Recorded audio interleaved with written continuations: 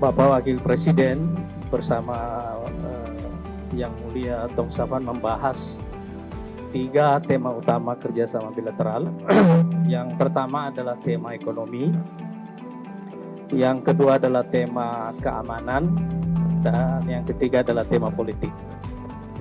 Harus ada sesuatu yang lebih strategis yang bisa kita rayakan pada usia hubungan diplomatik kita yang sudah memasuki tahun ke-70 ini. Dan ini yang kita jabarkan dalam rangkaian kerjasama ekonomi.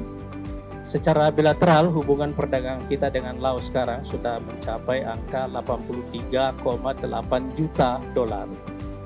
Yang kedua, kerjasama keamanan, terutama dalam menghadapi jaringan kejahatan internasional.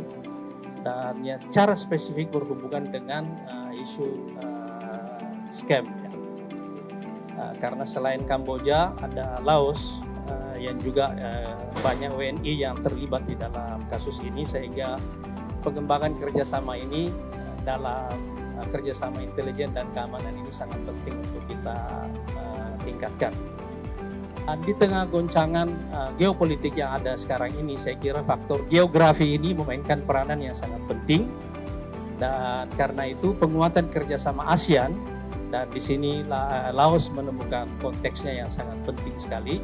Dan karena investasi yang kita rencanakan di Laos ini berhubungan dengan agenda prioritas pemerintah, yaitu ketahanan pangan, sehingga dalam hal ini Laos dalam konteks ASEAN menjadi mitra dagang yang sangat strategis bagi Indonesia saat ini.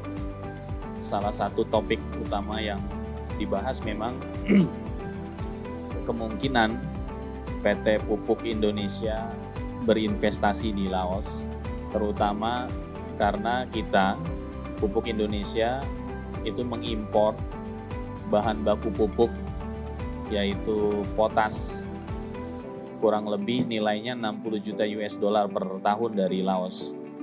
Tadi Bapak Wakil Presiden menyampaikan ke Yang Mulia Wakil Perdana Menteri untuk menjajaki kemungkinan Pupuk Indonesia berinvestasi di Laos untuk memproduksi pupuk dan hilirisasinya.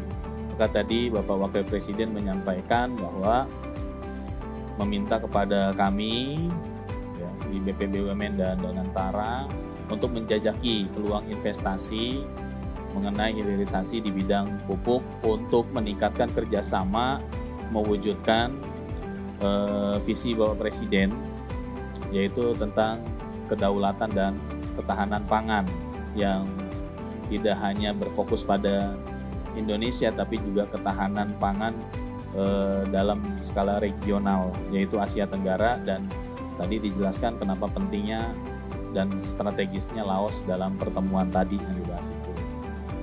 Pertemuan pertama ya antar pimpinan negara, nanti kami Pak Wamenlu juga sudah berkoordinasi dengan, tadi sudah menyampaikan kepada Dubes Laos yang untuk Indonesia, untuk kami jajaki follow up meeting selanjutnya yang nanti kami juga akan melibatkan BUMN terkait langsung.